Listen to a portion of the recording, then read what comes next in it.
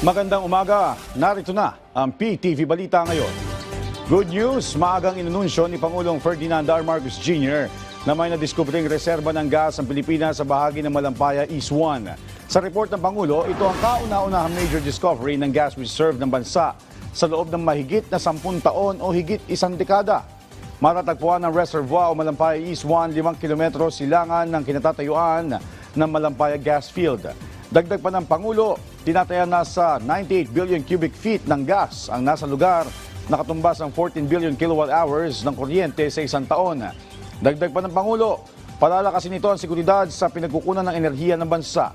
Naging posible anya ang gas exploration sa pakikipagtulungan sa mga pribadong kumpanya, habang natitiyak na walang napinsalang likas na yaman. Ibig sabihin, makakapag-supply ito ng kuryente sa mahigit 5.7 milyon na milyong kabahayan, 9,500 na gusali o halos 200,000 paaralan sa loob ng isang taon. Samantala, tinatayan na sa 208 pasaheron, driver at cargo helper ang stranded mula sa 6 na pantalan dahil sa Tropical Depression Ada. Ayon sa Philippine Coast Guard, nagmula ang mga stranded na pasahero sa Bicol Region at Southern Tagalog. Dahil sa masamang panahon, pansamantalang hindi rin pinayagang makapaglayag ang 3 barko at 64 na rolling cargoes. Habang siyang sasakyang pandagat ang voluntaryong sumilong sa mga pantalan bilang pag-iingat. Wala nang kanseladong biyahe sa Parañaque Integrated Terminal Exchange o PTEX. Batay sa pinakahuling monitoring ng DOST Pag-asa, huling namataan ang Tropical Depression Ada sa layong 380 kilometers sa silangan ng Kasiguran, Aurora. Naglabas ng 2 proklamasyon si Pangulong Ferdinand R. Marcos Jr. kaugnay ng pagkakaroon ng bagong economic zone sa Tanawan City, Batangas at Iloilo City. Layo ng mga proklamasyong ito na makatulong sa pagkikayat ng mga investor at mapalakas pa ang development sa mga rehiyon. Ang mga proklamasyon ay pinirmahan batay sa otoridad ni Pangulong Marcos Jr. kay Acting Executive Secretary Ralph Recto.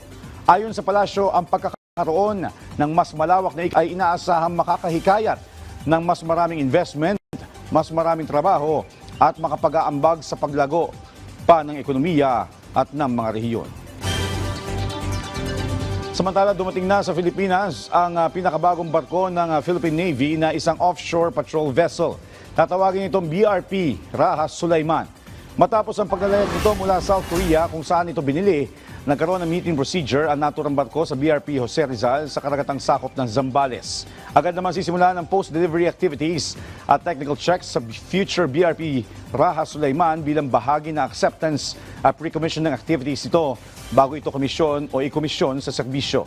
Ang nasabing barko ay una lamang sa 6 na bagong offshore patrol vessels na inaasahang darating bilang bahagi na nagpapatuloy na AFP Modernization Program para palakasin ang maritime defense at law enforcement capabilities ng Pilipinas. At yan ang mga balita sa oras na ito. Para sa iba pang update, follow at ilike kami sa aming social media platforms sa @PTVPH. Ako po si Joshua Garcia para sa Pambansang TV sa Bagong Pilipinas.